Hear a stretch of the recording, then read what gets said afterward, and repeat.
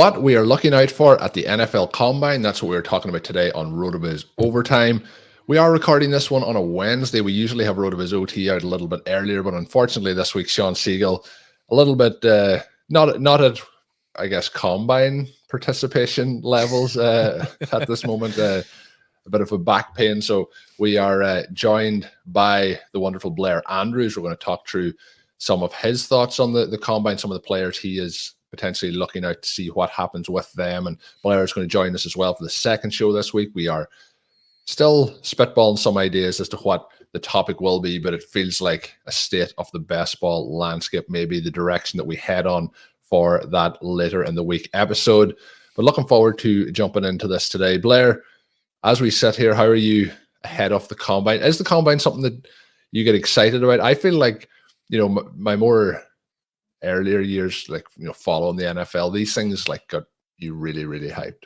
But then as you go through enough cycles of it over and over again, the same with free agency, I think you kind of becomes part of the calendar. How are you set up here for the Combine?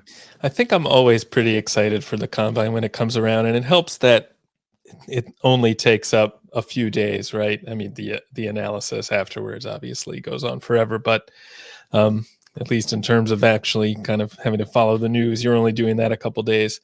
I mean, what's interesting is that kind of as we've gotten more data and more sophisticated about the Combine drills and what matters, you come to realize that a lot of what happens at the Combine doesn't matter as much as we hope, or at least it's easy to double count things that you see at the Combine and kind of give them too much weight. So from that perspective, we probably ought to be a little less excited about it than we are, but it's always fun to see these guys actually run and stuff. So I can't help it.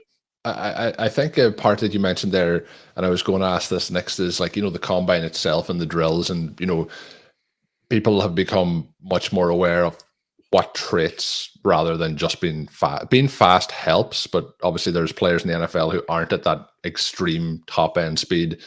Not everyone can be Tyreek Hill, but there's still a lot of very impressive players every week in the NFL. But the Combine itself, what we're seeing more and more is people realizing, similar with some of the college bowl games, that sitting out these games maybe is the best decision for your career, and the same with some of these tests at the Combine. So you're hearing this week such and such isn't going to throw, or such and such is going to throw, and for one person it's going to be, well, the person throwing, is more confident. They're the player you want on your team, and the other guys, I don't know what you want to call them, lazy, not confident, a coward, whatever way you want to spin it.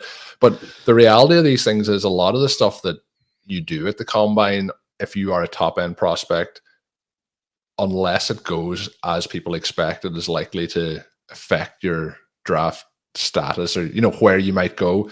If you're a lower ranked player, obviously it can help you. If you have a good 40, it can help you ascend up. But when you're at the higher end, a lot of it is just going to affect you. So we're seeing people hold off to the pro days and so on. We've seen around this time last year, obviously, with CJ Stroud, and some of the, not actual athletic testing, but some of the kind of tests from some of the off the field stuff that he had there, and that really affected people's perception of him going into it. And basically this year, people have decided that we can just avoid some of those tests. So how important is a lot of this stuff in terms of the actual metrics? I know we're going to put a lot of it into some of the tools on the site. Is it for you very specific to the ones that you're going to look at?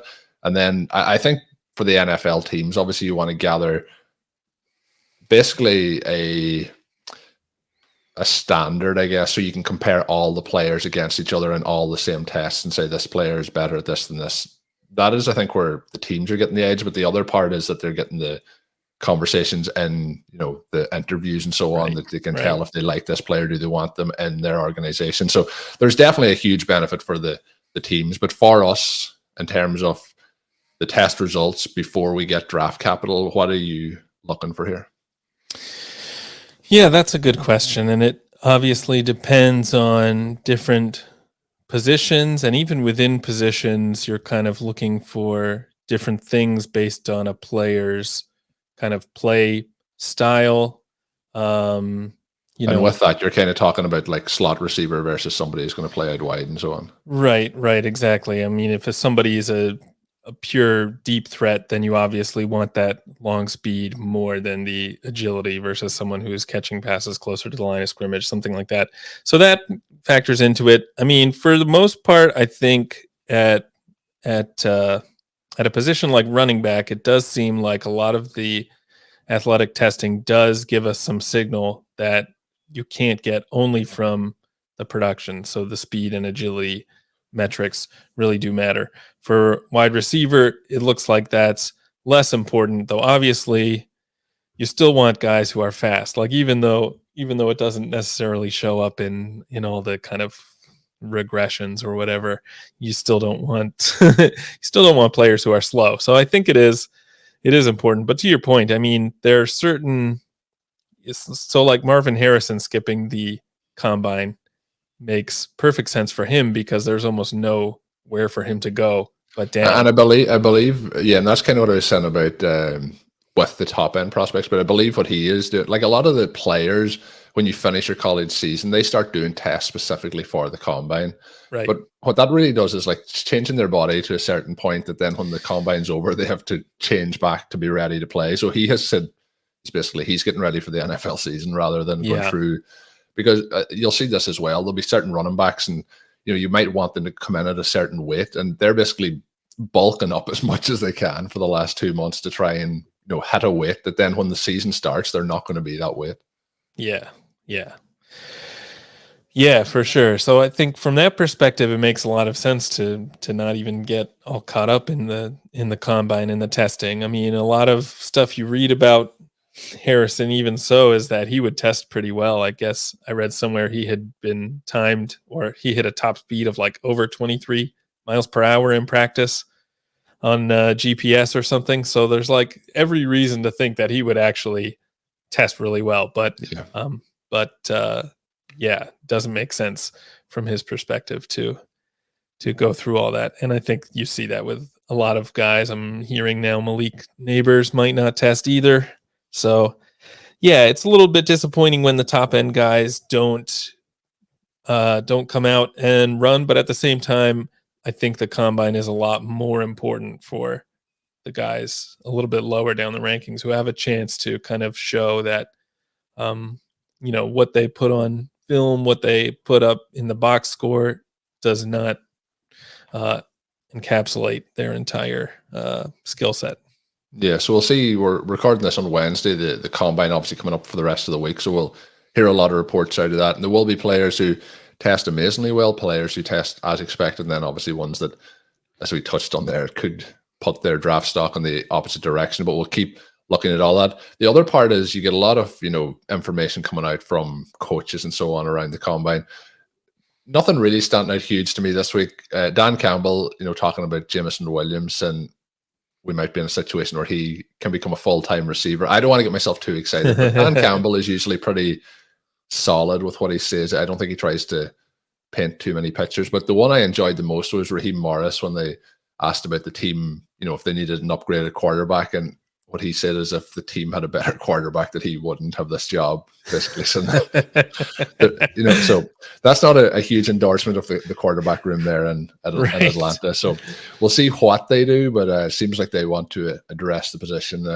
If we're trying to read between the lines of what Raheem Morris was saying there.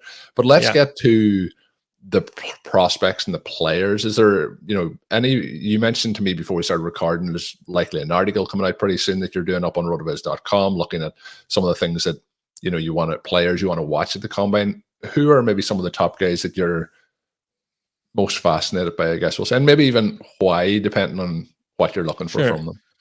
Sure. Yeah. Bunch of names. So you look at, Michigan's offense. Michigan obviously won the national title despite having what is, a pretty anemic offense. Is certainly on the passing side. Only attempted, a little over 300 attempts, I think. You have Roman Wilson leading the team with 789 pass or receiving yards. What's interesting about him is that he is one of the only players, maybe the only relevant player to have a boom rate on his catches above 50%. He led the nation in that. What's even more interesting, apparently he's tested or been timed running a 4.33 40 and a 6.2 3 cone, which is like absurd. Never even heard of a time that fast. So that's probably not going to happen. It's hard to believe that time could be real. He also had a really good shuttle, 3.77 or something insane like that. But so, yeah, I doubt we'll see those kind of numbers at the combine, but he's a player who, if he tests really well, you can kind of forgive his lack of counting stats in the box score in a way, because he was playing on a team that didn't need to throw the ball a lot, that didn't want to throw the ball a lot. And, it kind of changes the way you view his profile. So he's one guy who I'm looking at that's pretty interesting. He's an interesting one when you mention like the numbers you have heard previously, and you mentioned that you don't feel that it's likely that those numbers are actually going to be repeated here. So if he doesn't break all the combine records, he's somebody, in terms of perception, how is that going to affect it if he, let's say, comes in 80% of those outcomes? What are you looking for from him?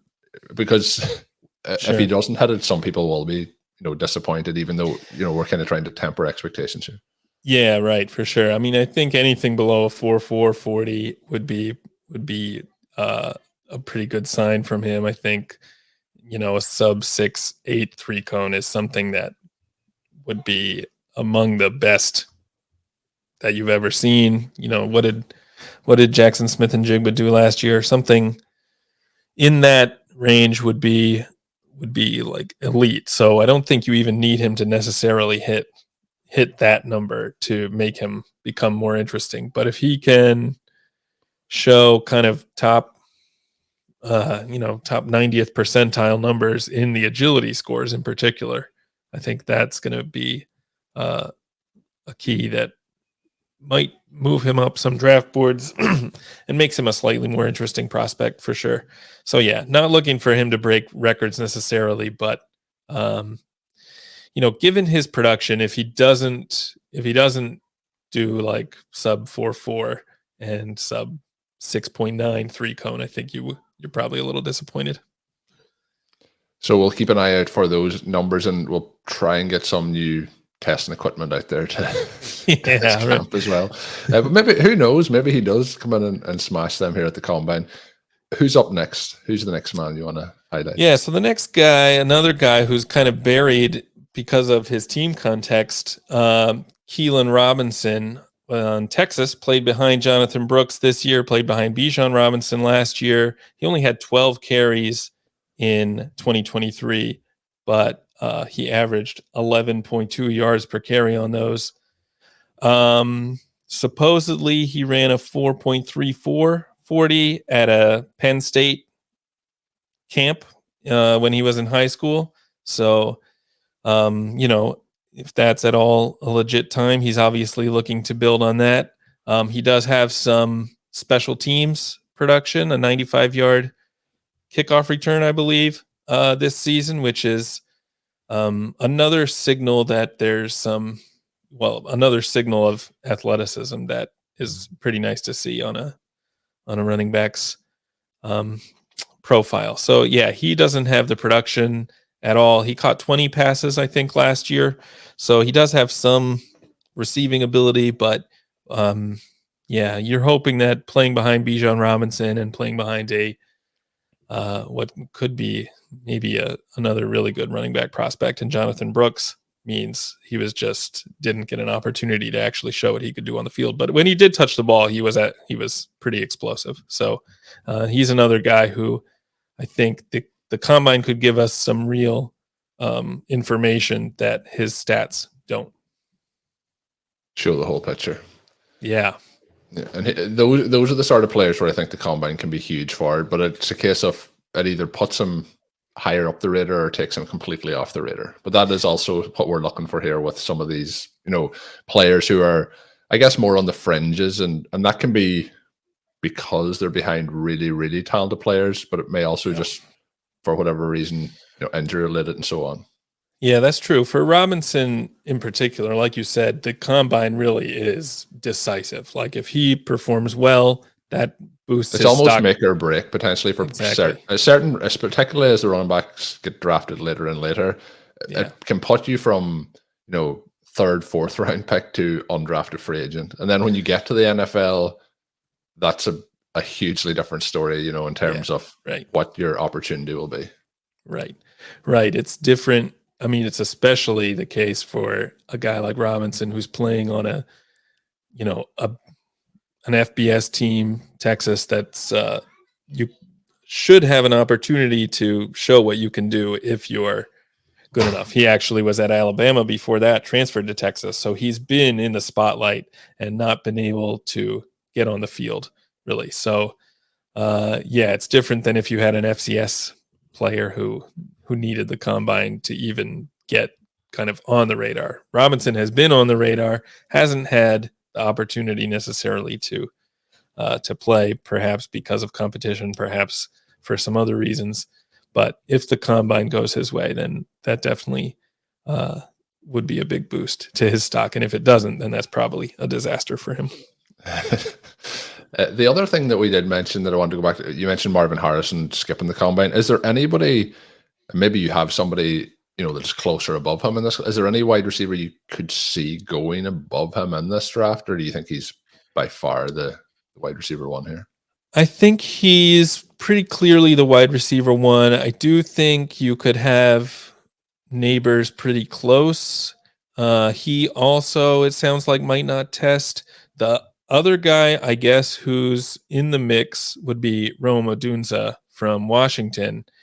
He's another interesting guy because he's also supposedly run a sub 4.40 in some, I think last offseason he tested at like a 4.35 or something. So he's someone who, it sounds like, has some speed. He's got the production at Washington. Obviously a good team this year.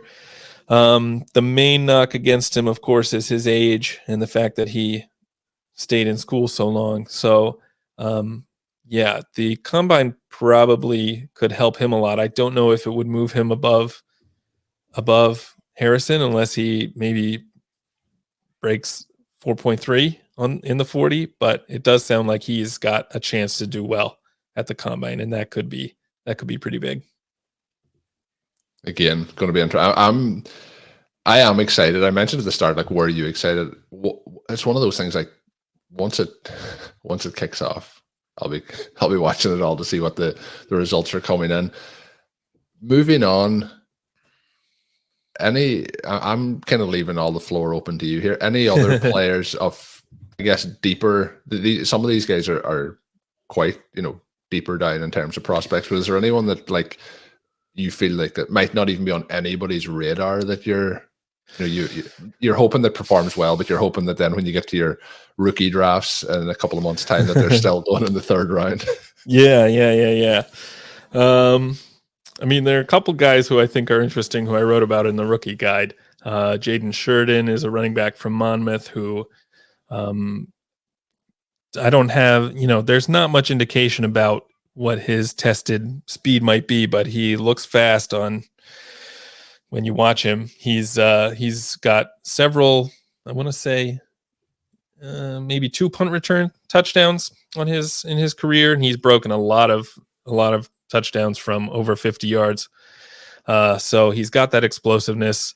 He's an interesting FCS guy. The one person who I do think could perform pretty well at the combine, who I haven't talked about before, a guy named Ryan Flournoy from Southeast Missouri State, I think. Or is it Southeast Mississippi? Missouri? It's one of those two. But in any case, he's, at least a 4-year player, but he's got good size. I want to say 6'2" or 6'3". I can't remember his weight off the top of my head, but he's another guy who many are expecting to run a sub 4.40 and possibly jump, 40 plus inches in the vertical leap. And he was insanely productive, obviously at a pretty small school, but almost a 50% dominator rating in his final season, I believe. So he's someone who kind of a very deep sleeper who you don't necessarily, at this point, it doesn't even look like he's going to be drafted. Like he'll probably end up being undrafted. But if he has a really good combine, then he's a pretty interesting player to keep an eye on.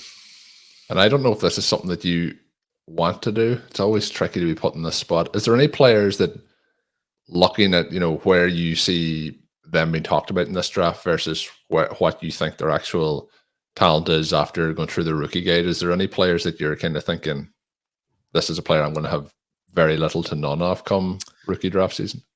That's interesting. I mean, I mentioned Odunze already. He's probably someone I'll be a little bit lower than consensus on, in part because of the age thing.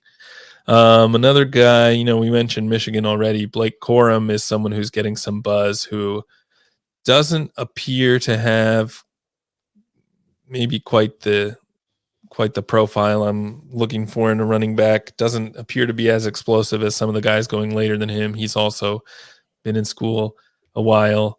So these are guys who are, I wouldn't say that I'm definitely taking them off my list or anything. I don't think at this point it's smart to really remove anyone until you have a clearer picture of their situation. But those are guys that at this point I expect I'll probably be underweight on. Yeah, there's a long way to go, obviously, with the testing process, but then you get where they go in the draft, what their situation is, where they're then going in rookie drafts when you're at that point. So I am putting a lot on you with that question, but it's a case of then where the ADP sits. Like, if somebody is projected to be in the first round, but they're, going in the third round of those rookie drafts, it's a much different conversation.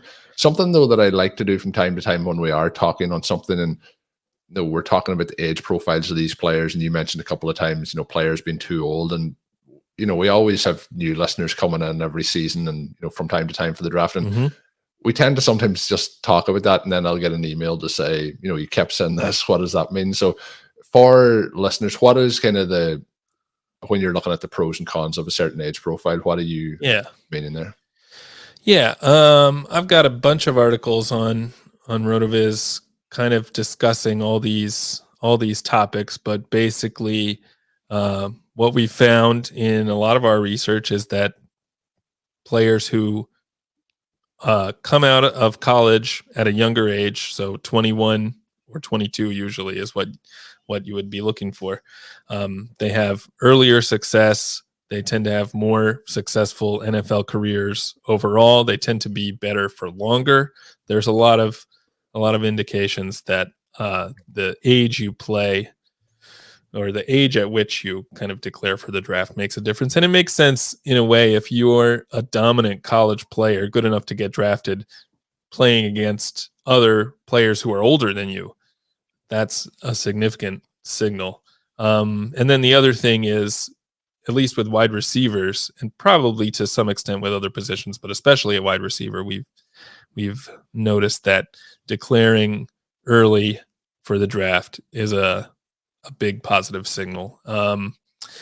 So that, normally you're looking for a guy who is declaring after only 3 years out of high school. Some people are, redshirt junior is better than being a redshirt senior, but still you'd prefer to see that guy who played 3 years in college and then went straight to the NFL. I mean, obviously, if you're going to be declaring at 21, you're probably only playing 3 years. There are very few 4-year, 21-year-olds, but so there's definitely some correlation between those two. But yeah, that's kind of what I'm looking for when I'm thinking about a player's age. I want those guys that broke out early. So the wide receiver breakout age is a metric you can find in the prospect box score scout that I like to look at. The final age is also important, and the number of years they spent in college.